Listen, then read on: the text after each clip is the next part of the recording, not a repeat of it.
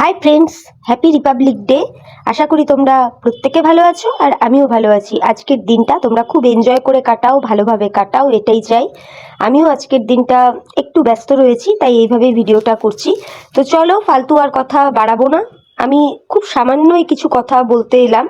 কি ব্যাপারে আজকে আমি কথা বলবো, এই যে আমাদের টিনু রানী নাকি তার বাচ্চাকে হোস্টেলে রেখে দিতে চাইছে, এরকম একটা গুজব শোনা যাচ্ছে এই বিষয়টা নিয়ে। প্লাস মিত্রবাবুর গতকালকের ভিডিওর শেষাংশের কিছু কথাবার্তা নিয়ে। তো বলি কি বন্ধুরা, টিনু রানী তার কোনো ভিডিওতে বা কোনো কমিউনিটি পোস্টে এখন অবধি কি জানিয়েছে যে টিনু রানী তার বাচ্চার কাস্টাডি পেয়ে গেছে বা টিনু রানী চাইছে তার বাচ্চাটাকে হোস্টেলে দিয়ে দিতে? এরম কি তোমরা কোথাও কিছু দেখতে পেয়েছো, না শুনতে পেয়েছো, না জানতে পেরেছো বলো তো? তো প্রথমেই বলি, সাইডে একটু বাচ্চাদের হল্লা চিল্লা শুনতে পাবে, ওইগুলোকে একটু ইগনোর করো, কেমন? তো আমি তো এখন অবধি দেখিনি যে টিনু রানী এইরকম কিছু বলেছে। আর আমি যতদূর জানি, টিনু রানী এখনই বাচ্চাটার ব্যাপারে কোনো সিদ্ধান্ত নিতে পারবে না। যতক্ষণ না টিনু রানীর সাথে মিত্রবাবুর ডিভোর্সের জায়গাটা ক্লিয়ার হয়, ততক্ষণ কি করে একটা বাচ্চার কাস্টাডি নিয়ে কথা হয়, তাই না? আর কে বলে এই ধরনের মূর্খের মতন কথাবার্তা, যে বাচ্চারা হোস্টেলে থাকলে বাচ্চাদের ভবিষ্যৎ খারাপ হয়ে যাবে, বাচ্চাটার কষ্ট হবে? তাহলে না হাজার হাজার বাচ্চা হোস্টেলে থেকে মানুষ হতো না, মানে মানুষের মতো মানুষ হতো না। যাদের মা বাবারা ওয়ার্কিং, অনেক দূরে দূরে চাকরি সূত্রে, কর্মসূত্রে তারা ব্যস্ত থাকে, তাহলে তারাও তো তাদের বাচ্চাদেরকে ভালো বোর্ডিংয়ে, ভালো হোস্টেলে রেখে পড়াশোনা করায়। কি করায়? তো আশা করি আমি কথাটা খুব একটা ভুল বলিনি। তাহলে কি করে এই কথাগুলো উঠে আসে যে টিনু রানীর বাচ্চাটা যদি হোস্টেলে থাকে তাহলে ওর ভবিষ্যৎটা অন্যরকম হয়ে যাবে, পুচকুটা কষ্ট পাবে? এগুলো অবান্তর কথা, অবান্তর থেকেও অবান্তর কথা। যাই হোক, এগুলো তো গেল পরের বিষয়। আমার বক্তব্যের বিষয় হলো, টিনু রানী তার কোনো ভিডিওতে বা কমিউনিটি পোস্টে এরকম কথা কি এখন অবধি জানিয়েছে যে সে তার বাচ্চাকে হোস্টেলে দিয়ে দিতে চাচ্ছে? জানাইনি। আশা করি তোমরাও আমার সাথে একমত হবে। কিন্তু এই কথাটা ওয়াইটিতে কিভাবে প্রচার হলো? এই জাস্ট ম্যাডামের থ্রু দিয়ে, মানে মিত্রবাবুর পাতানো দিদির থ্রু দিয়ে। অ্যাকচুয়ালি জাস্ট ম্যাডাম ভাবছেন যে এখন কিভাবে ভিউজটাকে আরেকটু গেইন ফেইন করা যায়, কি করে চ্যানেলটাকে আরেকটু গ্রো করা যায়। ওই জন্য উনি এখন আবার নতুন করে একটা নাটক নিয়ে চলে এলেন। সেটা কি, যে না টিনু রানী কোর্টে গেছিল কি ব্যাপারে, বাচ্চাটাকে হোস্টেলে দিয়ে দেবে, বাচ্চার কাস্টাডির ব্যাপারে। ওই জন্য কত নাটক করে টিনু রানীর একেবারে পায়ে ধরে ফেললো যে নিস না রে টিনু রানী, নিস না, আমি আমার চ্যানেল যা হয় হয়ে যাক, নিস না, আমি সম্পর্ক রাখবো না তোর মানে শ্বশুর বাড়ির কারো সাথে, তুই তবুও ছোট্ট পুচকুটাকে নিস না। মানে এরা কিভাবে এরা ভিডিও করে আমি তো বুঝে পাই না, আমি একদমই বুঝে পাই না। মিত্রবাবুর এই পাতানো দিদিটি ভীষণভাবেই ভিউজ আর কি বলবো, রেভিনিউর কাঙাল একটা। এটা আমরা এখন সকলেই বুঝে গেছি। উনি রেভিনিউ আর কি বলবো, ভিউজের জন্য হয়কে নয় আর নয়কে হয় করতে উনি 2 মিনিটও ভাবেন না। তা বলি কি ম্যাডাম, টিনু রানী তো কোথাও এইরকম ধরনের কোনো জিনিস ঘোষণা করেনি, কোথাও করেনি। তাহলে আপনি অযথা কেন ইউটিউবে এই সমস্ত গুজব রটাচ্ছেন? তো আমি আমার ভিউয়ার্স বন্ধুদের সহ, যারা আমাদের টিনু রানীর মানে পজিটিভ ভিউয়ার্সরা রয়েছেন, প্রত্যেককে রিকোয়েস্ট করব কোনো রকম কোনো গুজবে কান দেবেন না। যদি সেরকমই কিছু হতো তাহলে টিনু রানীর তরফ থেকেও তো আমরা কিছু জানতে পারতাম, তাই না?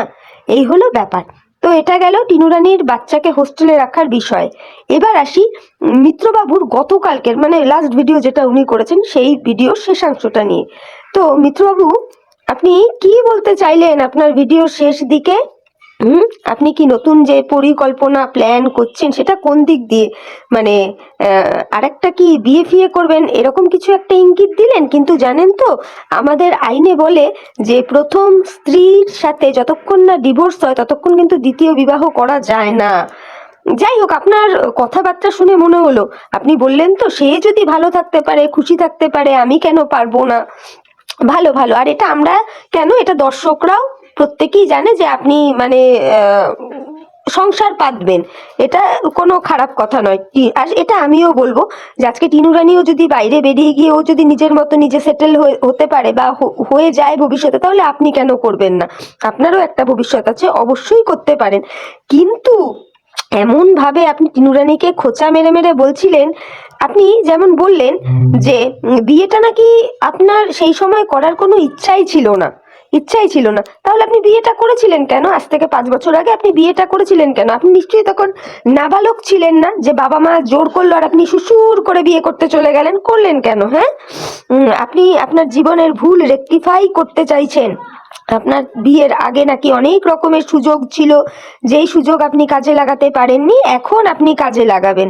হ্যাঁ, বাহ বাহ বাহ, খুব ভালো খুব ভালো, হ্যাঁ কাজে লাগান। দেখুন, তবে আমি না ভাবছি আপনাদের এত কীর্তিকলাপ ওয়াইটিতে মানে 6 লাখ হয়ে আছে, এর পরেও মানে কে আপনার হাতে তার ঘরের মানে তার বাড়ির তার বুকের কলিজার টুকরোকে তুলে দেবে?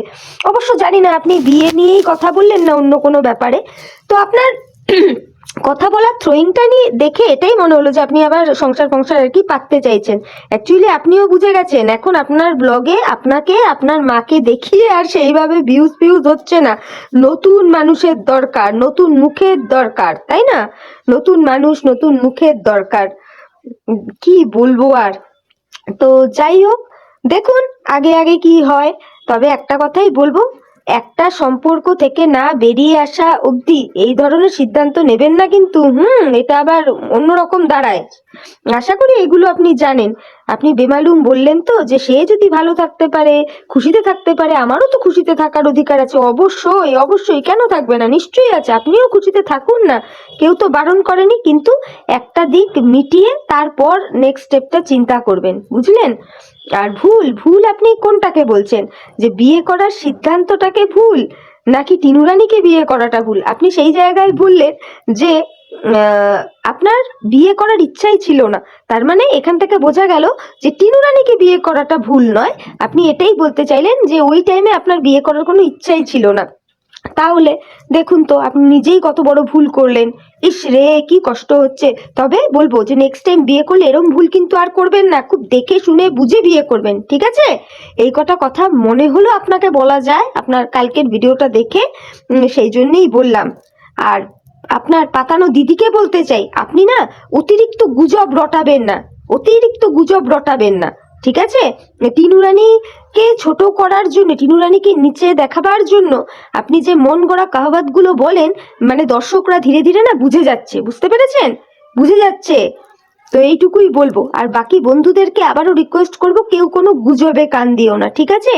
আর একটা জিনিস দেখো বন্ধুরা, তর্কের খাতিরে আমি যদি ধরেও নিই যে টিনু রানী তার বাচ্চাটাকে হোস্টেলে দিতে চাইছে, তর্কের খাতিরে, বারবার করে বলছি, তর্কের খাতিরে যদি ধরেও নিই যে টিনু রানী তার বাচ্চাটাকে হোস্টেলে দিতে চাইছে, তাতে অন্যায়টা কি আছে বলো তো? গতকালকে মিত্রবাবুর ভিডিওটা তোমরা নিশ্চয়ই দেখেছো, গতকালকের আগের দিনের ভিডিওটা তোমরা নিশ্চয়ই দেখেছো। সেখানে মিত্রবাবু কি বলছিলেন, তার বাবা 2-3 দিনের জন্য তার পিসির বাড়ি গেছে, তাই তারা হিমশিম খেয়ে যাচ্ছে বাচ্চাটাকে সামলাতে সামলাতে।